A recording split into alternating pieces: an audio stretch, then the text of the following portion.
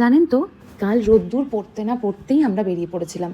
কারণ আমার আর মায়ের রোদে অসুবিধে না হলেও বাবাইয়ের কিন্তু বেশ অসুবিধে হয়। আসলে ইনসুলিন নেয় তো, শরীরটা এমনি গরম থাকে। আর মামার বাড়ি যাওয়ার এখন একটি উপরি মজা আছে।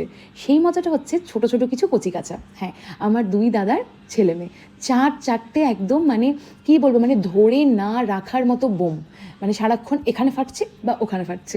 আর সব থেকে বেশি ওরা যার কাছে থাকে সেটা হচ্ছে আমার কাছে। আর সব থেকে বেশি ওরা যাকে ভয় পায় সেটা হচ্ছে আমার বাবাইকে। আর সব থেকে বেশি যার সাথে মানে ওরা মজা করে সেটা হচ্ছে আমার বাবাইয়ের সাথে। এই যেখানে তোমরা দেখতেই পাচ্ছ যে বাবাইয়ের সাথে কী করছে। তারপরে আমি আজকে একটা নতুন যুদ্ধ করেছি, সেটা হচ্ছে ওদেরকে খাইয়েছি।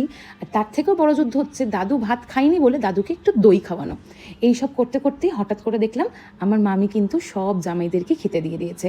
হঠাৎ করে নয়, এই যে ভাত সাজানোর ব্যাপারটা এই দায়িত্বে থাকি সবসময় আমি।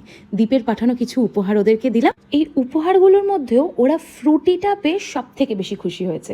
এই খুশির মুহূর্তগুলোকে এক জায়গায় করে সবাইকে টাটা বাই বাই করে বাড়ি চলে এলাম। খারাপ লাগছিল, কিন্তু